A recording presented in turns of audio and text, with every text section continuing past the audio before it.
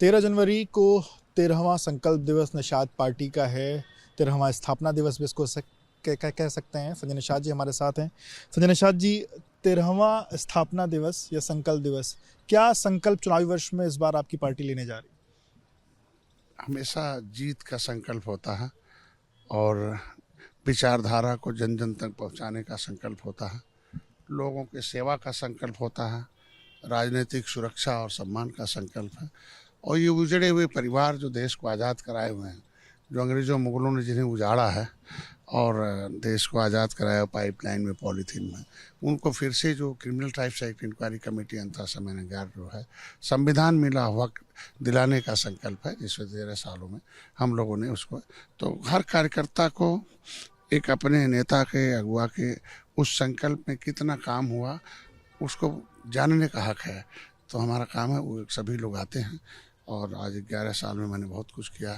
निषाद राज किले को आप देखे होंगे कि पर्यटक स्थल गोष्ठी 56 फुट की भगवान राम के साथ निषाद राज की मूर्ति, अतिथि भवन निषाद राज, 11 विधायक हैं हमारे, आयोग के सदस्य 3 हैं। फिर इनके लिए नीतियाँ बनाई शिक्षा में, चिकित्सा में, सब में हमेशा। तो कार्यकर्ता भी मनोबल के साथ संकल्प लेके जाता है कि हम मिली हुई जिम्मेदारी को जिस तरीके से, जैसे बूथ अध्यक्ष है तो बूथ जीतने का संकल्प, अगर सेक्टर अध्यक्ष है तो सेक्टर में आने वाले बूथों को जिताने का संकल्प, अगर विधानसभा प्रभारी विधानसभा अध्यक्ष है तो उस पूरे विधानसभा को जीतने और जिताने का, इसी संकल्प के नाते हम पिछली बार हमें 15 सीटें मिली, बाद में 1 मिली, उसमें 11 हारी हुई सीटें मिली थी। और इन्हीं संकल्पित कार्यकर्ताओं के सारे में उसमें 9 जीता और ऐतिहासिक जीत करा है मैंने। बताइए, जो आप 11 सीटें तो इस बार 2012 में आप भाजपा की झोली में, या कहा जाए कि इंडिया की झोली में डाल चुके हैं, इस बार कितनी सीटों का दावा या मांग, या इस शक्ति प्रदर्शन से कितनी सीटें बढ़ाने की मांग होने वाली? देखिए, हम लोग जीत देते हैं सीट तो भैया माननीय गृह मंत्री, प्रधानमंत्री माननीय योगी जी देते हैं। और हम जब जीत दे चुके हैं हारी हुई सीटों का, तो हम चाहते हैं, हम लोग तो चैलेंज स्वीकार करते हैं, चुनौती, कि जो काम कठिन हो वो हमें दिया जाए, और कठिन काम को करने वाला ही इतिहास बनाता है। तो मैं चाहता हूँ और हारी हुई सीटें हम लोग मिले, जिससे हम उनको जीत में बदल दें। और कितनी हारी हुई सीटें? अब जो भी उनका है वो तालमेल मिला कर देखते हैं कि कहाँ उनके कार्यकर्ता, हमारा कार्यकर्ता जीत सकते हैं, उसको माननीय गृह मंत्री सिस्टम में, बड़े भाई हैं हम लोग, छोटे भाई हैं, फिर करते हैं, वही कहते हैं हाँ यहाँ लड़ जाओ, जीते हैं, सीटें हम लोग देते हैं। और हमने तो आज के दिन में मैंने बताया ना कि 200 सीटों के आसपास हमारे पास, मतलब जहाँ 1 लाख के आसपास वोट है वैसी 40 सीटें हैं, 80 हज़ार वाली सीटें हमारे पास 40 हैं। हमारे पास 50 सीटें हैं जो हम से 60,000 के आसपास है, 25-30 हज़ार मिनिमम है हमारे पास, कम से ज़्यादा सीटें। तो इस तरीके से लगभग 200 सीटों पर तो मेरे बूथ और सेक्टर के गठन है। तो हम जब इतनी बड़ी जीत देते हैं तो जीत देंगे तो निश्चित रूप से वो सम्मानजनक सीट भी देंगे। एक और चीज़ देखने को मिल रही है, जो निषाद समुदाय के और जो बड़े नेता हैं, आजकल आप उनसे भी मुलाकातें कर रहे हैं, इसके पीछे क्या राजनीतिक मायने? अब हम हमारे खून खानदान के हैं और 4 सालों में मुलाकातें नहीं हुई? मतभेद हो सकता, मनभेद नहीं हो सकता। नहीं, पिछले 4 सालों में भी बातचीत हुई, जहाँ जहाँ मिलते रहे बात होती रही, लेकिन अभी मिल के बात करने का 2 अर्थ है। एक तो मेरा 13 जनवरी का संकल्प दिवस है, तो आमंत्रित करना था। दूसरा, जो नीति हमने बनवाई भारतीय जनता पार्टी में रह के, वो भी निषाद समुदाय का सेवा और उनको विकास की मुख्यधारा में लाना चाहते हैं। तो जो हमने नीति बनाई है, जिस तरीके से नदी नीति बनाई, जिससे माफिया ख़त्म हो गए, हमने सहकारिता में उनको जो है समितियां बनाने का जो नियम था उसे बदला, जो अब कई लोग समिति बना लेते हैं। इनके शिक्षा और स्वास्थ्य के लिए, रोजगार के लिए, शादी के लिए जो नीति आई है, पैसा, तो ये बताना, शेयर करना जरूरी है, और कोई विशेष बात नहीं कर सकते। तो मतलब सबको साथ ला करके एक बड़ा मंच, निश्चित रूप से, मतलब भाई समाज में जो एक नहीं रहेंगे तो मैं से समाज को एक, जब हम नेता ही नहीं एक रहेंगे तो हमारा समाज कैसे एक हो सकता है। तो कोशिश किया जाता कि भाई जिस समाज से नेता पैदा होता है तो समाज कमज़ोर रहता है तो नेता कमज़ोर है, समाज मजबूत है तो नेता, तो समाज जब एक रहेगा तो नेता एक होगा। तो मिल के हमें समाज को एक करने के लिए और उनकी समस्याओं के समाधान के लिए हम लोग मिलजुल के लड़ेंगे। चूँकि इनके आरक्षण के मुद्दे हैं तो अलग अलग हम लोग अगर प्रधानमंत्री, मुख्यमंत्री, गृह मंत्री से मिलेंगे तो उसका मतलब जब एक साथ मिलेंगे तो उसका वैल्यू है कि नहीं, वाकई में महिलाओं का 33% आरक्षण, अपर कास्ट का। तो जिस तरीके से अपर कास्ट एक है, हमारी महिलाएं एकजुट होकर जीत दिया मोदी को, तो ऐसा हम निषाद नेता मिलके फिर योगी मोदी को जीत देंगे तो इनके समाज के, हमारे समाज की समस्या हल हो जाए। समाज को एकजुट कर रहे हैं, पर एक समाज का एक बड़ा मुद्दा आप पिछले काफ़ी समय से उठा रहे हैं, फूलन देवी को लेकर के आप तमाम अलग अलग बातें कहते रहे हैं, बड़ी मूर्ति लगाने की बात कह रहे हैं, न्याय दिलाने की बात कह रहे हैं, क्या वो भी संकल्प दिवस में उस मामले पर भी कोई चर्चा होने वाली है? निश्चित रूप से अभी हमारे जितने भी महापुरुष हुए और वर्तमान में जो नेता कहते हैं history the mother of politics, movement is the father of politics. राजनीति इतिहास की माँ होती है और इतिहास राजनीति की माँ होती है और आंदोलन उसका बाप होता है। जितने भी हमारे सामाजिक आंदोलन में नेता आए, बहन सिंह राजपूत, धनीराम वर्मा, रघुवर वर्मा, मनोहर लाल, जयपाल कश्यप, झूरी बिंद, फूलन देवी, बहन फूलन देवी, जमुना निसार, ये सब नेता को संदिग्ध मौतें हुई, सबको राजनीति में हटा दिया गया धरती से।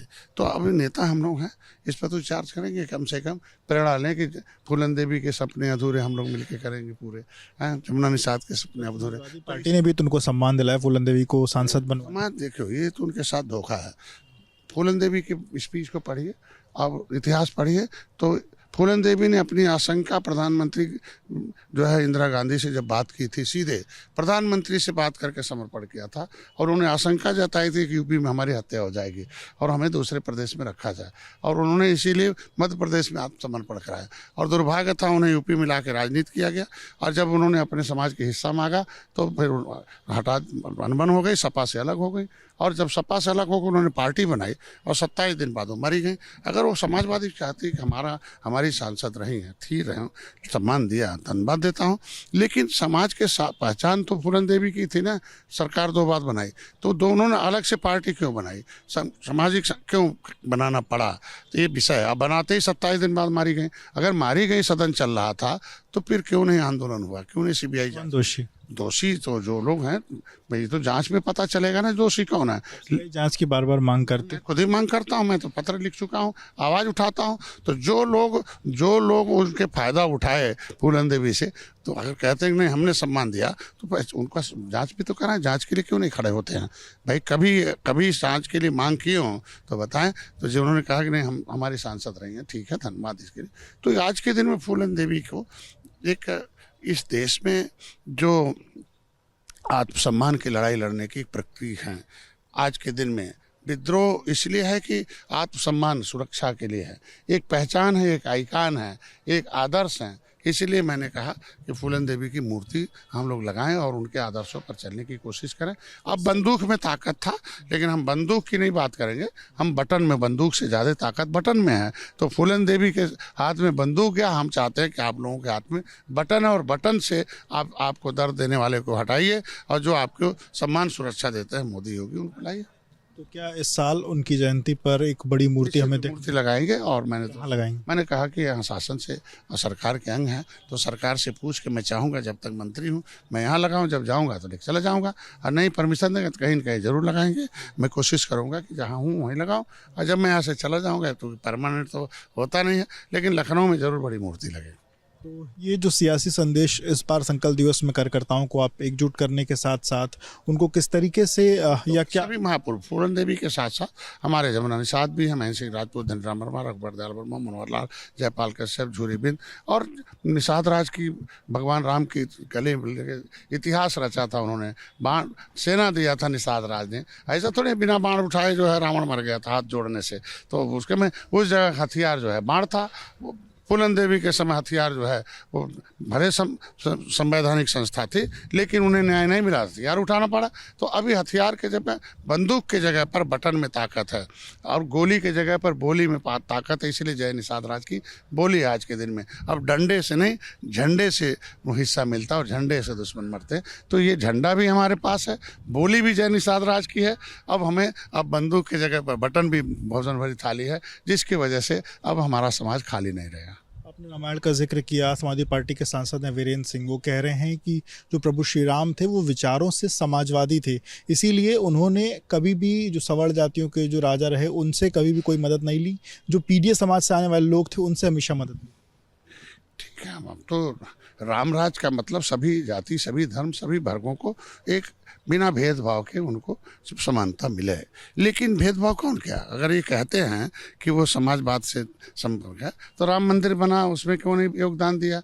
दर्शन क्यों नहीं करने गए? उद्घाटन में क्यों नहीं गए भाई? आज के दिन में इस तरीके से पीढ़ी और अपर कास्ट में झगड़ा क्यों लगाते हैं? आज के दिन में मित्रता निषाद राज और भगवान राम की है। उस मित्रता को कायम करना ही, हर जनता को गले लगाना ही राजनीति है। और जनता को बिना, इनके समय क्या था भाई, जब ये सरकार में आए तो मिल्कमैन हीरो हो गए, अदरमैन जीरो हो गए हैं। हाथी सरकार में आए तो लेदरमैन हीरो हो गए, अदरमैन जीरो हो गए। ये भाई खाली जो सामाजिक न्याय समिति का रिपोर्ट कहती है कि भाई सत्ता में आने के बाद ये लोग अपनी संख्या से 100 गुना ज़्यादा कब्जा किए।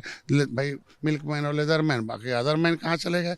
तो अदरमैन के साथ भेदभाव हुआ तो बातों से नहीं, कर्मों से लोगों को कहना चाहिए। एक बात उन्होंने और कही कि भाजपा के लोगों ने श्री राम से चुगली करके माता सीता को घर से बाहर करवाया। इस तरीके की टिप्पणियां वो कर रहे हैं। अरे यार, इसीलिए धर्म की अपना जगह अलग है, राजनीति अलग है। हर राजनीतिक व्यक्ति को राजनीतिक शब्दों का इस्तेमाल होना चाहिए और राजनीतिक एक प्रहरी के रूप में समाज को, राजनीति से सब कुछ मिलेगा। अगर धर्म को आप टीका टिप्पणी मिलाएंगे तो आपका राजनीति से दूर होता है। इसी टीका टिप्पणी की देन है कि समाजवादी सत्ता से दूर है। इसमें बचना चाहिए लोगों को, चाहे किसी भी धर्म है। धर्म के उस इतिहास को, आप धर्म का प्रचार करो, धर्म की सेवा करो, धर्म के ऊपर टीका टिप्पणी मत करो। और देखो, भगवान राम को लेके भारत सत्ता में है तो आप भगवान राम का विरोध करेंगे तो सत्ता में कैसे आएंगे भाई? आपको तो रहना ही पड़ेगा ना, आपको रहना पड़ेगा साथ में, उनका साथ देना पड़ेगा। चूँकि 80% इस देश में हमारे लोग लगभग हमारे भारतीय सभ्यता और हिंदू धर्म को मानने वाले लोग हैं। तो आप अगर विरोध में बोलेंगे तो इसका मतलब आप 80% के लोगों के आत्मा के भावनाओं को, आस्था को ठेस पहुंचा रहे हैं। तो उस पर इनको बचना चाहिए। जैसे अपने जो उन्होंने पीडीए से लोगों की मदद लेने की बात कही, अगर निषाद राज की बात की जाए, वो भी पिछड़े समाज सत्ता में जब थे तब कौन याद आते थे? अमर सिंह एंड कंपनी याद आती थी। बोलिए भाई, अभी सत्ता में हैं तो विधानसभा अध्यक्ष कौन बना भाई? पीडीए का व्यक्ति बगल में, वही क्या नाम है, इनके खुद शिवपाल चाचा इतने अनुभवी नेताओं बगल में है। भाई जो अगुवा होता है, जब ड्राइवर किसको आप बना रहे हो भाई? सवारी आप पीडीए को बनते हो और जब ड्राइवर बनाना होता है तो आप अमर सिंह एंड कंपनी। और आज देख लो किस तरीके माता प्रसाद पांडे जी हैं। तो कहना और करने में बहुत अंतर है। आज के दिन में देखो, हम लोग पीडीए हैं, जब सत्ता में रहते हैं तो नहीं याद आता, सत्ता से बाहर चले जाते हैं तो पीडीए का पाखंड करते हैं सब। एक और बड़ी टिप्पणी कर दी उन्होंने कहा है कि जो केशव प्रसाद मौर्य हैं वो अखिलेश यादव के संपर्क में, और अखिलेश यादव जी तय करेंगे कि कब उनको इधर आना है। अरे ये सब अब विपक्ष के जितने भी नेता हैं ये पोस्टर और बयानबाजी के नेता रह गए हैं। तो पोस्टर और बयानबाजी के नेता हैं तो पोस्टर में देखेंगे, अब बयानबाजी करते रहे ना। तो इनको सत्ता की नेता बनना चाहिए कि सत्ता में कैसे पहुंचेंगे। और सत्ता में पहुंचाने वाली जनता है तो जनता की बात करें, बस जनता के हितों की बात करें, उनके साथ खड़े रहें, उनकी सेवा करें। और वाकई में इस युग में the real God is voter in the democracy. भाग विधाता वोटर है। वोटर के बारे में विचार करें, वोटर के बारे में काम करें, वोटर के रोजगार, शिक्षा, स्वास्थ्य, उसके लिए खड़े रहें। और उनकी जो राजनीतिक हिस्सेदारी है, जो संवैधानिक सुरक्षा, जैसे आरक्षण है, आरक्षण एक अवसर है। जो देश को आज़ाद कराने वाली जातियाँ हैं तो उनको अवसर मिलना चाहिए ना। वो पाइपलाइन में है, पॉलीथीन में है, आज के दिन में किस तरीके झुग्गी झोपड़ी में सड़कें पर हैं। इनको 74 प्रकार की व्यवस्था देने के लिए criminal types act inquiry committee अंतर समय 11 जो 24 कैरेट के राष्ट्रवादी हैं वो सत्ता में आए तो उनको भूल गए। जिसने देश को आज़ाद कराया, संविधान बनवाया और संविधान के सहारे ये लोग सत्ता में आए। ऐसा नहीं कि संविधान, तो जिसने संविधान बनवाया है, देश को आज़ाद कराया, उन जातियों के बारे में भी मुंह खोलें कम से कम। एक चीज़ और, जो ब्राह्मण राजनीति इस वक्त चल रही है, ब्राह्मण विधायक एक जगह बैठे और उसके बाद प्रदेश अध्यक्ष की तरफ से उनको कागजात जारी किया। अब समाजवादी पार्टी ब्राह्मण राजनीति का फायदा उठाते हुए खुशी दुबे, जो कि विकास दुबे प्रकरण की एक रही पीड़िता, उसकी मां की तबीयत खराब थी, अब उसको समाजवादी पार्टी के नेता जो है वो मदद कर रहे हैं और उसी के बहाने ब्राह्मण राजनीति पर अपनी पकड़ मजबूत करना चाहते हैं। देखिए, ब्राह्मण पहले से पॉलिटिकल स्पीकर रहा है, पहले से भी प्रचारक रहा, त्रेता के समय से ही हमेशा वो इसीलिए उसे अपर कास्ट में हमारे ऊपर रखा गया है। उसने पढ़ेंगे आगे लोगों को सही बात बताएंगे। तो ब्राह्मण को कोई नहीं पढ़ा पाएगा। ब्राह्मण पढ़ाने वाली जाति, पढ़ाने का उनकी जिम्मे ही त्रेता से, तो उनको कौन पढ़ा पाएगा भाई? तो ये तो ऐसे ही राजनीति चल रही है आज के। हर पार्टी का अपना विचारधारा होता है। भारतीय जनता पार्टी सबको लेके चलती है, इसलिए उस पार्टी में रहकर किसी को, जैसे हमें अभी कार्यक्रम करना, मैं सहयोगी दल हूँ, तो मैं केंद्रीय नेतृत्व से बात किया, यहाँ किया, भाई हमारी पार्टी में हमारी संख्या निषादों के अधिक है, यही उजड़े हैं, गरीब हैं, उनको विकास की धारा में लाने के लिए और भी जातियाँ आ रही हैं। तो हम तो भाई, हमारी पार्टी का नाम तो निर्बल इंडियन शोषित हमारा दल है, लेकिन उसका 60 निषाद पार्टी है और ज़्यादा दुखी निषाद हैं, ज़्यादा उजड़े निषाद हैं, इसलिए वही आते हैं। तो फिर उन्होंने भाई समर्थन है, तो ऐसा कैसे कह सकते कि जातियों को साथ लेकर नहीं चलती भारतीय जनता पार्टी। आखिरी सवाल, चूंकि संकल्प दिवस है कल, तो 11 सीटें आपने जीती थी, कितनी सीटें और मांगने की डिमांड आप रख सकते हैं, या कितना आप चाहते हैं कि और चीज़ें हों, कितना अधिक प्रतिनिधित्व अपनी पार्टी का, अपने समाज के लोगों का आप उत्तर प्रदेश की विधानसभा में 2027 में चाहते हैं?